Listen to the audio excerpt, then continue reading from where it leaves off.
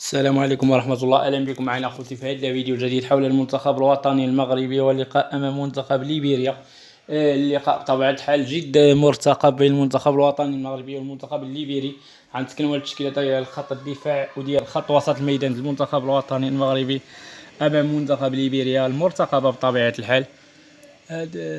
بطبيعة الحال هاد التشكيلة هادي إذا التشكيلة اللي هي كبيرة تكون من جانب المنتخب الوطني المغربي ولا من جانب المنتخب الليبيري. تشكيلة نموذجية بطبيعة الحال.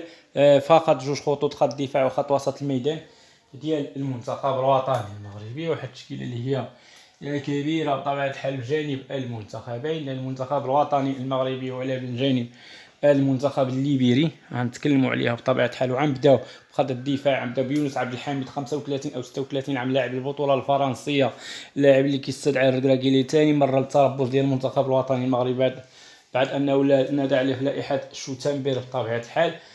كينادى عليه للمرة الثانية. لاعب ممتاز، لاعب من خيرة اللاعبين اللي عندهم ممكن يكون في البطولة الفرنسية، خيرة المدافعين اللي كاينين في البطولة الفرنسية.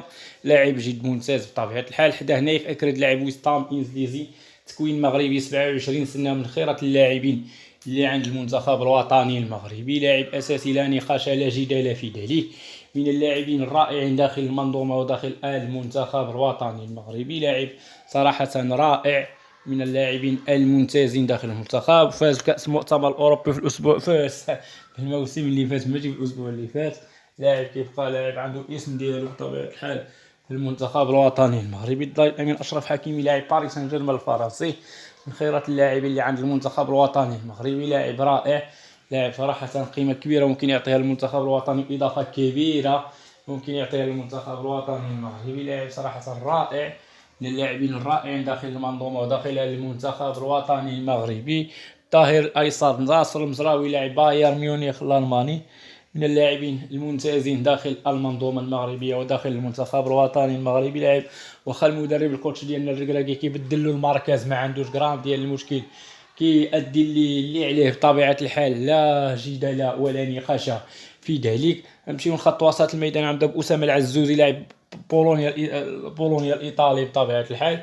هذا لاعب رائع، لاعب صراحة اللي لاعب جديد في اللائحة، أول مرة في لائحة 22 سنة، أول مرة في لائحة المنتخب الوطني الأول، لاعب المنتخب الأولمبي وتكوين هولندي، وسبق له يلعب بلجيكا.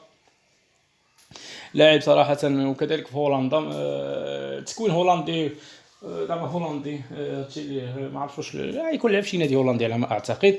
عز الدين أناحي 23 سنة، تكوين مغربي، لاعب أولمبيك مارسيليا، من خيرة اللاعبين اللي عند المنتخب الوطني المغربي. لاعب صراحة قيمة كبيرة كيعطيها المنتخب الوطني المغربي، لاعب اللي عنده تكوين مغربي، ومن خيرة اللاعبين الوسط الميدان اللي كاين عند المنتخب الوطني المغربي. لاعب رائع، لاعب صراحة كيجيد اللاعب بطبيعة الحال من اللاعبين الكبار ديال النخبة الوطنية. ونكبيل الخنوس، لاعب البطولة البلجيكية، من اللاعبين الرائعين داخل المنظومة بطبيعة الحال وداخل المنتخب الوطني المغربي بطبيعة الحال، من اللاعبين الكبار ديال المنتخب الوطني المغربي. صح ما باش المنتخب الاولمبي مزيان في كاس افريقيا، قل من 23 سنه ديك المستوى اللي كنا كنتوقعوه، ولكن كيبقى لاعب عنده الاسم ديالو في المنتخب الوطني الاول. لاعب صراحه قيمه كبيره، ممكن يعطيها المنتخب الوطني الاولمبي ولا الاول بطبيعه الحال.